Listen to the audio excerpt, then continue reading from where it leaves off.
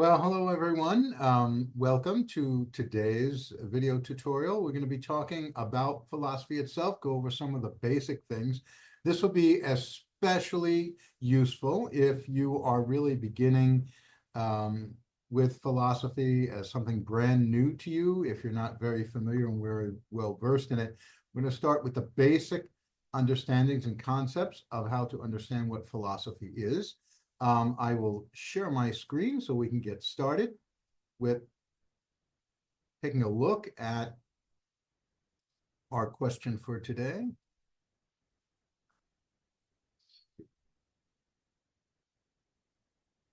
Sure, I have our screen ready to go. All right, here we are. We're going to start with just this word, this question. What is philosophy? And let's see if we can answer it in a way that we can feel comfortable with progressing on to building on that and learning a bit more. Often you can get an understanding of a word just by the word itself, dissecting it. All right. And let's see if we can do that with this word itself.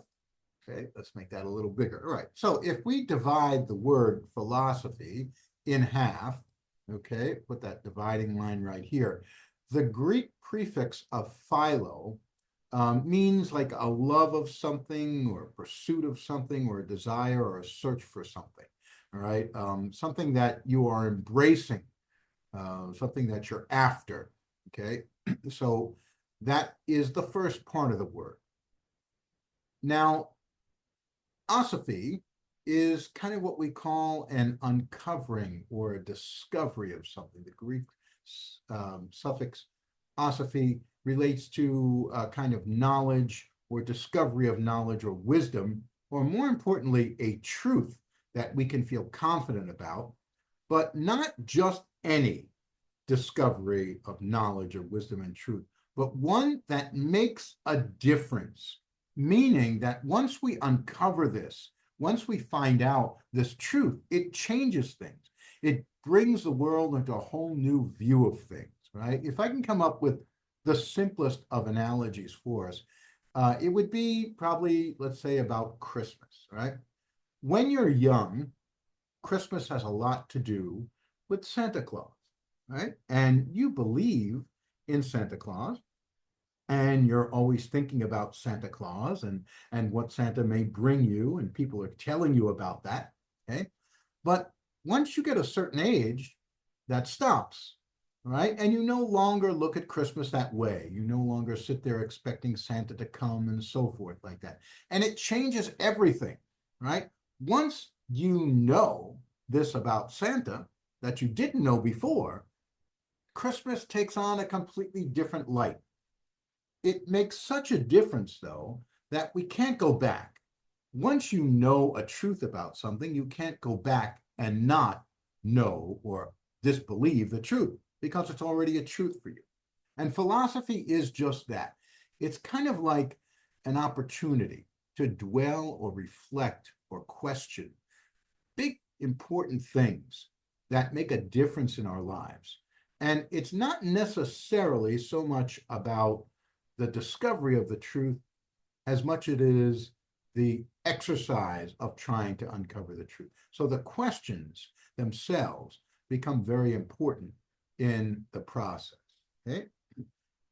If we take a closer look at issues related to understanding philosophy, there's a couple of things that might come to mind. For example, where did it all start?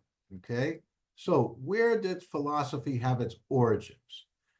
The first person we can call a philosopher is probably a guy named Thales, right? And Thales is what we call a pre-Socratic, because if we draw a dividing line in philosophy, it usually is with the philosopher Socrates, right? And everybody before Socrates is called a pre-Socratic, okay? So up until Thales' time, the way that you explain things was with a story. We call that mythology. Okay, mythology are stories that have a meaning or an explanation for us. For example, if we talk about the story of how the Earth got here, right? If we go to many stories or scripture mythologies about a creation experience and something like that, that's a story being told to explain the way something is. And mythology can be very, very helpful because when you can't really understand something or know something, a story can sometimes help. When I was very young, someone once told me that thunder is when the angels in heaven are bowling. When they strike the pins, it makes the sound of thunder. And that was a cute little story to help me understand the significance of how thunder is from above and so forth. But of course, I continued to ask the questions and wanted to find out more. Okay, so I dispel the mythology and then come up with a good explanation. Well, Thales is the first guy to replace mythology with something that is a little more substantial. Okay. Now, Thales once said that everything begins with water, which is kind of intriguing because we know that water is the basic building block of all life. So Thales was pretty much on target when he came to talking about that. Eventually, more and more people started to ask questions and decipher things, try and analyze life and so forth. And eventually we got to a guy who made a huge difference in philosophy, and that is Socrates. Okay. Socrates is often considered one of the founding fathers of Western philosophy, right? And Socrates gave us a couple of very important things. First off, Socrates gave us a good way to understand what's going on in philosophy. He gave us a story that's kind of like an analogy of what philosophy is. And we call it the allegory of the cave. And Socrates says, let's say there's this cave, and at the bottom of the cave, there's these prisoners held captive, and they're chained up against the wall. And all that they can see is the back wall of the cave. Now, in the front of the cave, there's a fire burning, and that fire is casting a light against the back wall of the cave. And people walk and animals walk in front of the fire, which creates shadows on the back wall of the cave. Now, Socrates says, let's say that these prisoners can only see the back wall and those shadows. So reality for them is just those shadows. That's all they believe that reality is. It's just what they see on the wall because that's all they have, right? Given that's all they have, it's no surprise that we find out that that's what they think reality is. First reaction, people say, well, these seems like pretty strange prisoners. And Socrates tells them something that kind of blows them away. He says, no, they're kind of just like us. They're like, what? How are we like that? And Socrates says, well, we are like that because sometimes we rely just on what we see in front of us. We don't want to go deeper and dwell on anything further. But he says, let's say one of these prisoners breaks free and starts moving out toward the entrance to the cave.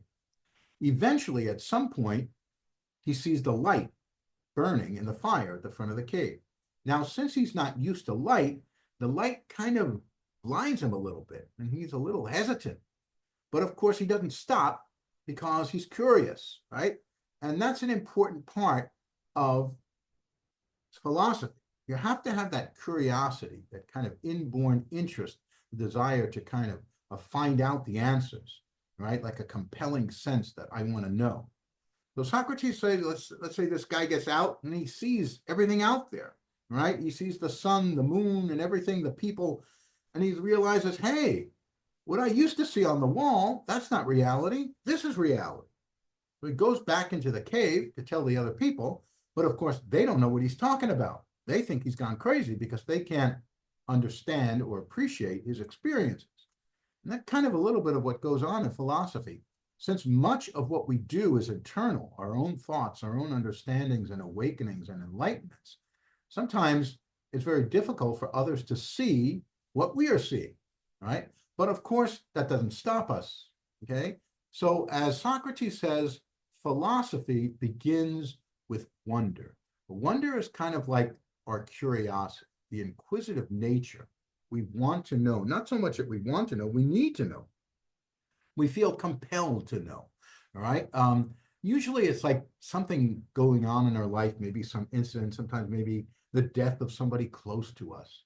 And we start to ponder, what is life all about? What is the meaning of life? What's going to happen after death? Is there really a God? Those kind of big questions. And we start to think about them. It's important to do this because, as Socrates tells us, that's pretty much why God gave us our intellect, why he gave us our mind, to use it, to think deeply, all right? So much so that he even embraced the thought that the unexamined life, those people who don't examine their lives, is not worth living, all right? Meaning it's purposeless. To live a life where you're kind of like a robot, or Socrates didn't know what a robot was, but just a life that where you're like programmed to get up, eat, go to work or school, come home, eat, go to sleep, and then wait for the next day to do the same thing over and over again without ever stopping to think more deeply about anything and the significance of something. What is that? Is that really a life?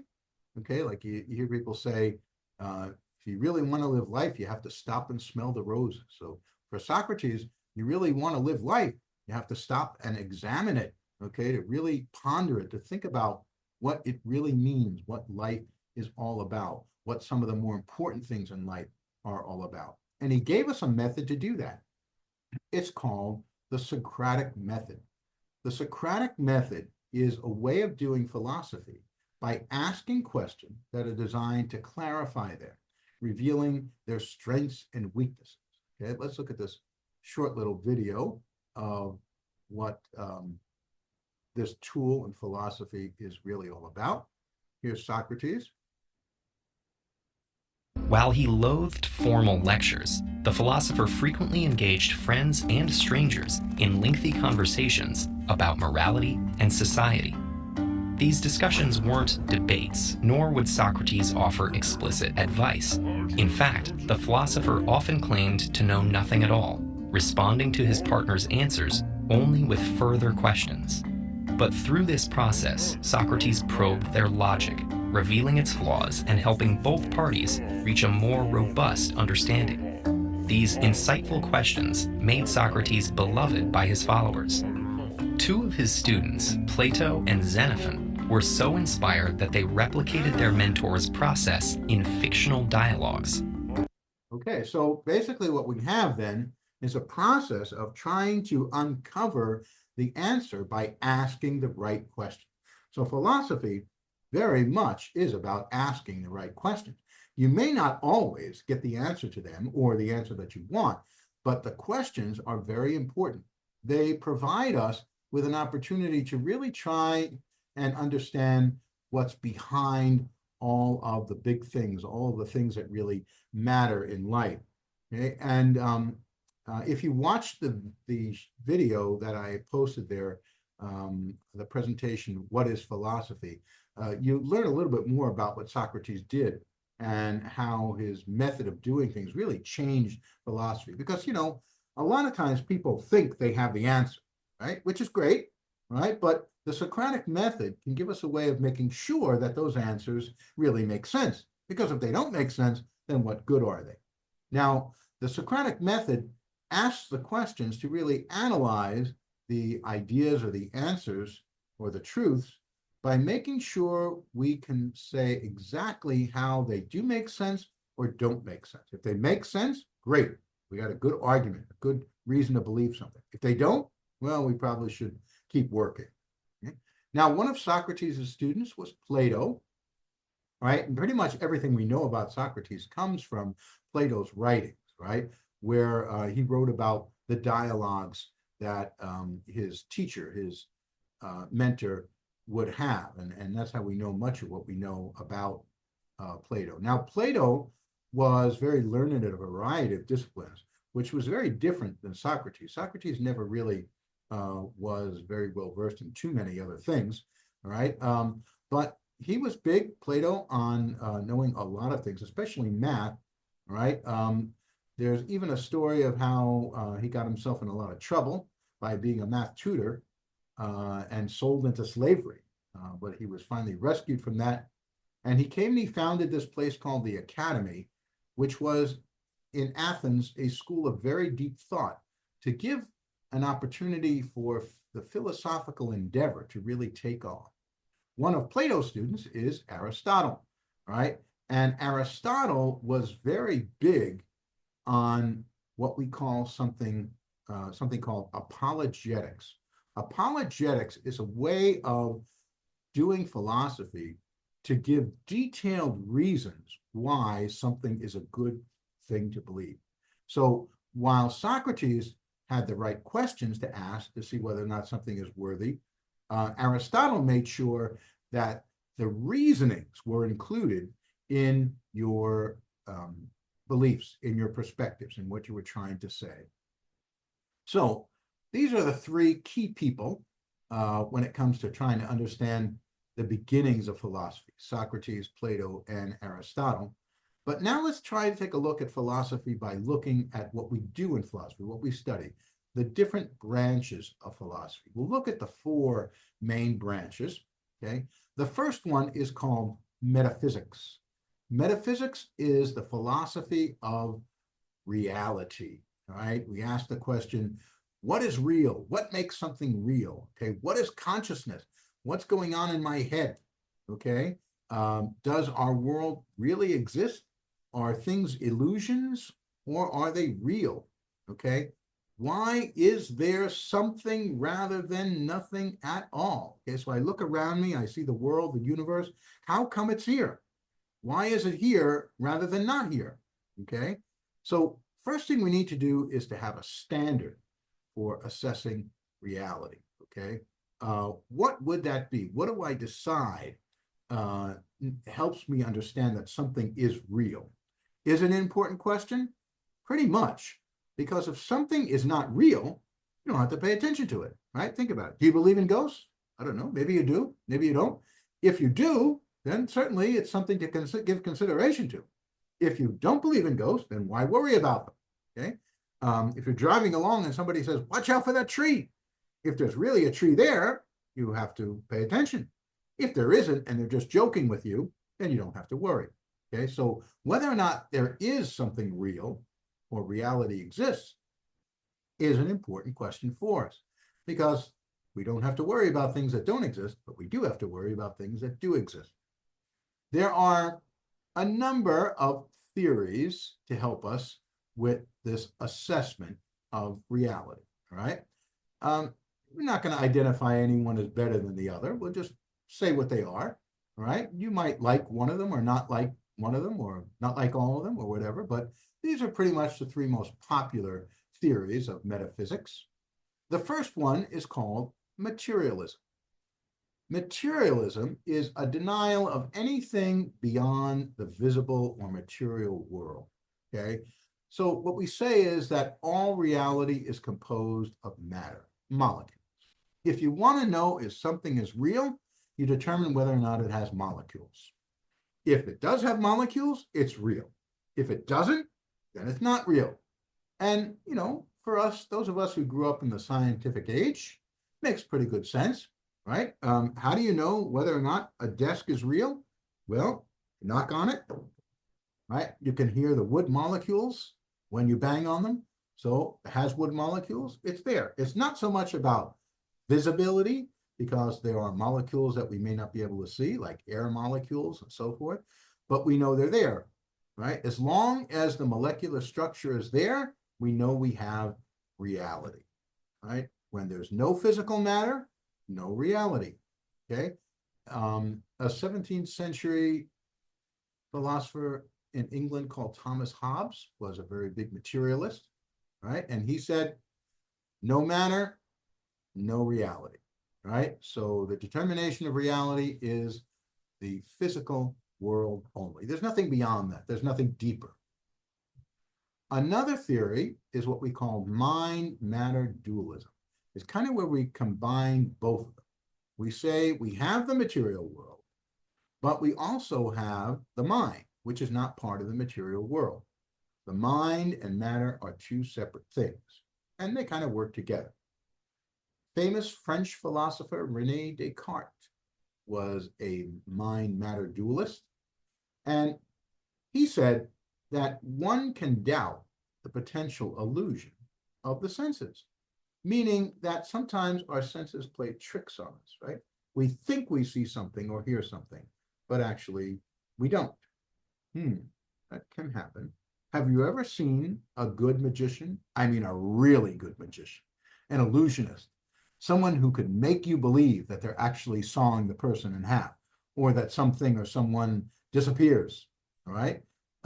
When they're really good, you're like, wow, how did they do that? All right. It looks like, wow, I can't believe that I'm seeing that. All right. That must be magic. But we know that magic doesn't really exist. The only magic is their ability to make you think that the magic exists, right? So our five senses can play tricks on us. But Descartes said, you cannot doubt the existence of the mind. Right? Well, I have a mind and I think. So Descartes gave us this very, very famous statement that says, I think, therefore I am. Right? He says, I could never say that there wasn't a mind, because if there wasn't, then I wouldn't be able to doubt it. Okay? I know I have a mind because I'm wondering whether it exists. And only a mind would be able to do that, so I know the mind exists. So he says we've proven the existence of the mind, and we know that matter exists in the material world. So mind and matter exist as two separate things, right? And we are knowledgeable of the reality of the material world through the world of our mind. Of course, if any of you are psychology majors and you know that the mind is the function of the brain, then you might say, well, the brain actually is matter. Okay, well, if the brain is matter, does that mean the mind is matter too? Well, I don't know if we've actually answered that question, but a lot of people may allude to that as possibly the case. But in mind-matter dualism, they're separate. We say the mind is one thing and matter is another. Finally, we have the third theory, which is called idealism. And it goes from one extreme to the other. In the first extreme, materialism, we say that there's only the material world. While mind-matter dualism combines two, idealism says it's only the mind. Nothing exists outside of the mind. George Berkeley is a philosopher who says, to be is to be perceived, or in Latin, esse est percipi. It means, of course, that nothing exists outside of the human ability to perceive it. Because how do we know? We couldn't really verify it. Everything is verified through the human mind. That kind of makes sense, right? So here's that big question. If a tree falls in the forest and there is nobody here to hear it, does it make any noise? Well, you might say, well, of course it does, because it disturbs the air molecules, right? Well, how can we verify that? Well, we can verify that by the fact that when air molecules are disturbed, we hear them. We hear them. Our mind hears them. We can say, okay, you don't need a mind. Suppose you just have a tape recorder there. Well, who's playing back the tape? A human. So outside of human existence, nothing exists. Well, is that verifiable? Well, certainly not by us, because we verify everything through the human mind. So, in as much as we'd like to discount idealism as pretty radical and out there, it is hard to disprove it, okay? Because in order to disprove it, we have to use our mind, right? So the mind is pretty much in control of all the decisions and all the verifications and the confirmations that we make. So we do see its power. Does anyone really care about anything other than the humans? All right. Do turtles think about these things? Not from what we can tell. Okay.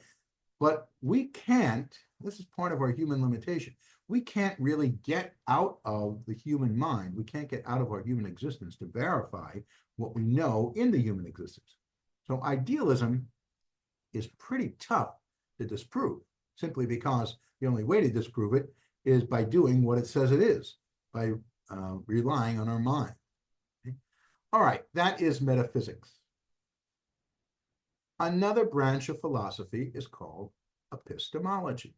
Epistemology is the philosophy of knowledge, where we ask the question, what is knowledge? Or what does it mean to know something? How do we really know that I know something? All right, let's take a look at this short video.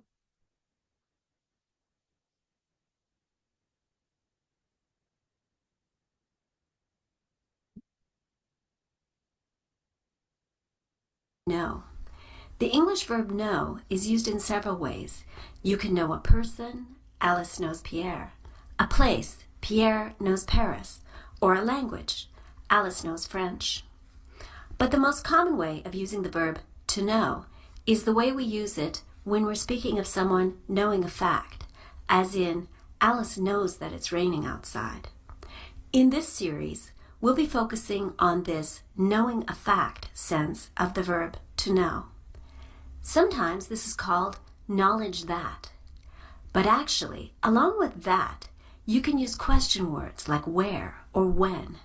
Pierre knows when the party will start, or Pierre knows where the party is. Knowing where the party is means knowing the answer to the question, where's the party? And that's going to be a fact, like the fact that the party is at Alice's place. Knowledge is a way of being latched onto a fact. It is thought that every language in the world has a word that works to translate. So when we say latched onto a fact, we're saying that it's something we believe and know, right? And the word know meaning like it's a truth to me. It actually is the case. Translate this fact-grabbing sense of the verb to know. And this kind of global popularity is very rare. Only about 100 words are thought to be universal in this way. Around the world, verbs meaning to know are also very heavily used. It's one of the top 10 most common verbs in English, for example. So we often find ourselves talking about knowledge. But when we say someone knows something, what do we mean? It can help to compare knowing and just believing. Consider these two sentences. 1. Alice knows that it's raining outside. 2. Pierre believes that it's raining outside. We instinctively feel some difference between Alice and Pierre, but what is it? Actually, we'll see there are several possible points of contrast here. The first and easiest has to do with truth. If Pierre just believes that it's raining outside where he is, maybe he's wrong. Maybe the rain has stopped and he's fooled by the sound of water dripping from the trees. The things we believe are sometimes true and sometimes false. What we actually know, on the other hand, has to be true or factual. So there's no problem saying Pierre believes it's raining, but it isn't, while it sounds weird to say Alice knows it's raining, but it isn't. Okay, so we understand that, right? When we're talking about knowing something, we talk about looking at knowledge epistemologically. In epistemology, we're saying this is the kind of knowledge that we're focused on, the kind of knowledge that brings us truth, right? A truth that is right no matter what, right? Not just right for me alone, right? That's a subjective kind of truth that is not as strong as a truth that is objectively true, meaning everyone can share in that truth, all right? If it's just something I believe, well, maybe my beliefs are right or maybe they're not, all right? But if it's something that must be true, then everyone is bound to believe it because it is true, all right? And that's what we're doing in epistemology. Now, we can do that by looking at a couple of ways that people theorize epistemology, okay? One is through a theory called skepticism, okay? Skepticism first tells us can't be done. Knowledge is uncertain. We can't really know anything for sure, okay? There aren't too many what we call absolute skeptics. While a lot of people may have a little dose of skepticism, an absolute skeptic would be someone who says true knowledge is hopeless. Why? Because we can never know things in their own nature. Knowing something in its own nature does require us to really assimilate ourselves to that nature. For example, I can know a fish as a human knows a fish, but I can't know a fish as a fish knows a fish because I'm not a fish. That's similar to what we were talking about with the challenge we face with disproving idealism, because we can't get outside of our human limitations. But in skepticism, we say that that's the reason it holds us back from being absolutely certain about a knowledge. So we can believe it, but we can't really know it as a truth, right? That's skepticism. Rationalism says there's a possibility of knowing at least some things through reason alone. Now, by reason, you say in your mind before you worry about experiencing them. That's why we call it a priori knowledge, or knowledge first in the mind before it is experienced. These might be things like universal truths or mathematical theories, okay? Descartes and Spinoza were philosophers who we associate with rationalism. The other is empiricism. Empiricism says, hey, we have to use our five senses to get knowledge. This is what we call a posteriori. Posterior means after we experience. We experience first, then we know, right? The process of perception leads us to all knowledge, right? Both Aristotle and Thomas Aquinas said that nothing is not known that is not known through the senses, right? This gives us our brain as what we call a tabula rasa, a blank tablet. It's blank at birth, but then our experiences kind of write on it to give us our knowledge and information. Let's look at this short video to get an understanding of the difference between the two. So, rationalism. Rationalism is the position that there are ways that we can gain knowledge independent of sense experience. There is some way that doesn't include our senses that we can gain knowledge. Some sources of knowledge that the rationalist might offer up include things like innate ideas. Those are ideas that we have at birth when you're born. You're born with certain ideas. Intuitions, which is things like intellectually envisioning a proposition as true. For things like the laws of logic or math, it seems that we kind of intellectually envision the law of non-contradiction to be true. And deduction, kind of an infallible process of logical proof, often taking certain logical or mathematical truths as intuitively true. Intuition and deduction kind of work together in that way.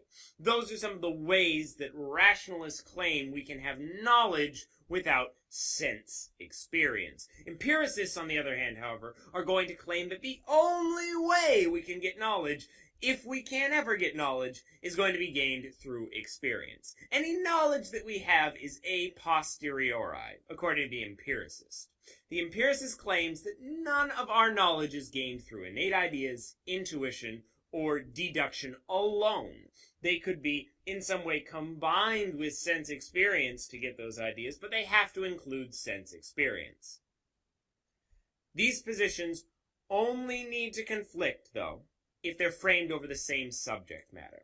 For example, one could be an empiricist about chemistry, thinking that the only chemical knowledge you can gain is through empirical discovery. There's no kind of rationalist or a priori truths about chemistry, but a rationalist about logic, saying that there are truths about logic that you can intuitively know or that you know from birth.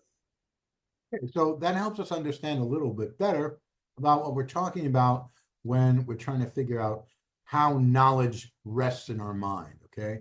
Do I absolutely deny that anything's for certain, like a skeptic?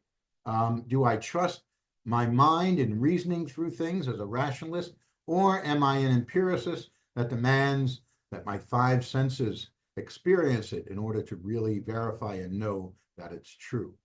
All right. The next branch of philosophy is called value theory, the philosophy of worth and value. This is a branch of philosophy that many people have a lot of fun with because it involves things related to the value and worth that we give everything in our lives, okay? There are two areas in particular that are studied here, and that's ethics, Well, morality. We're going to talk about morality a little later in our class after the midterm. But of course, it's all in how we decide what's right or wrong. Okay, is this a right thing or is it a bad thing? And then aesthetics, where we talk about beauty and art.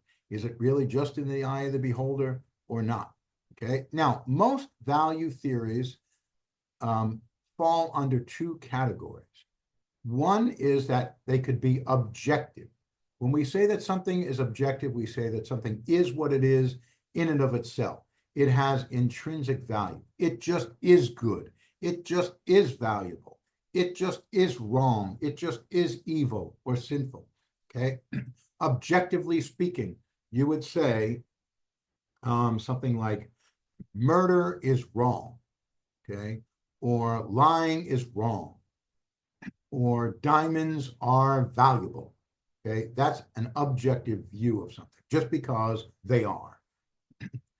In subjective theories, we say that value is a characteristic assigned by outside and sometimes changeable forces. All right. So this is where we say the usefulness creates value. So, for example, in a moral position, you're saying to yourself, well, what's the right or wrong thing to do? I think about the consequences or the outcomes of the action.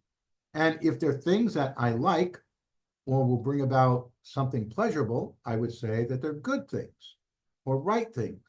If they bring about a problem, then I would say maybe they're wrong things, like stealing. Is stealing right or wrong? Well, objectively, we'd say stealing just is wrong. It doesn't belong to you, you don't take it. But subjectively, we might say, well, stealing is wrong because I am taking something that belongs to somebody else, and that someone will be denied what they have because I take it. And that's not a good thing for them. So it's not a right action. Or I might get caught when I steal, and I could get in trouble and be put in jail, right? And that's not a good thing. So I could say, subjectively speaking, stealing is wrong. How about when it comes to aesthetics? Have you ever gone to a museum and seen many, many people looking at a piece of artwork like a painting, and then you look at it and you say, I can't believe that that's a famous painting. It looks like something a kindergarten student did. Right? So you say to yourself, who determines this? Who's to say what is art and what is not? Okay. Or what about money? Right? It'd be great to have money. Imagine having a suitcase full of $100 bills. Wow, it would be great. You'd be in good shape, right? But suppose you had that money while stranded on a deserted island with no hope of rescue. What would you do with it? Well, at most, maybe you could use it to light a signal fire in case a ship comes by, but certainly wouldn't have the same value it has as if you were living at home. Okay, so we can see the difference. Objectively speaking, something just has that value. Subjectively speaking, well, it depends on the outcomes you get or the usefulness that the particular item might have. To take a look at that, let's look at this statement here. Is something good because God says it's good? Or does God say it's good because it is good? Well, in the first part, that we could say is something good because God says it's good would mean that God could take anything at all, any concept, anything, any action, and just say that it's good. And because God is the authority and God is saying it's good, then it has to be good because God said so. Well, if we go the other way, then God is not the one giving the thing goodness. God is just the one pointing it out. So God says it's good because it is good. God's saying, you see this thing here? You see this action here? It's good. And I'm letting you know that, right? So depending upon how we look at it, either God does create the goodness himself, or God does let us know about the goodness himself, which is completely different things, right? Take, for example, a situation where maybe there's a rule or law related to a faith or religion that you say, wait a minute, that doesn't sound like it's a very helpful thing, or it sounds like it's going to cause trouble for me if I do that, or deny me something I really want, my freedom or something if I do it. So Am I just doing it because God says so? Or is God trying to let me know that it really is a good thing? Right? Kind of like when you were young and your parents used to say to you, say, well, I would like to get a motorcycle. And they say, no, you're not getting a motorcycle. And you say, why? And they say your response, because I said so. Oh, okay. So that's like the first one. You saying that you can't have it because they say so. All right. Well, if on the other hand, they give you this explanation of how dangerous it is for young people to be riding on motorcycles and the amount of accidents and harm done to young motorcycle riders, then they would be saying, listen, it's not about my rule, it's about what is best for your health and safety. Okay. The final branch of philosophy is called logic. Logic is what we call the philosophy of reasoning. Now, more so than kinds of things we study, logic is a tool with which to do philosophy. Okay, it's all about what makes sense, how to think in a way that makes sense. That's logical. That's where we find critical thinking, which is the topic of our class. So when we study critical thinking, we are kind of studying logic, how to make sure that the kinds of ways we come up with understanding the answers to our important questions are logical, that they do make sense. Because what's the point in believing something that doesn't make sense? Not much point at all. If we're going to believe something, if we're going to embrace something, then it's got to be something that makes sense. Now, we've gotten to a point where we can actually give a definition to what philosophy is. Our definition of philosophy then will be philosophy is the attempt to think rationally and critically about the most important questions. Now, as long as we're using this definition, we could see that the important thing is the attempt. We don't necessarily always have to come up with an answer. As long as we know we're making honest, serious attempts to think about an issue and think about it rationally and critically. By critically, we're talking about analysis. And we'll talk a little bit more about analysis in our next tutorial. But it's important to say that when we think rationally and critically, we're thinking in a very specific and sensible manner to bring about the best answers possible to the most important questions. Now, what are those most important questions? There is an assignment to tell me what you believe to be the 5 most important questions in your life. Okay, what are questions that can bring about an attempt on your part to think rationally and critically, to philosophize about them? You tell me what those are.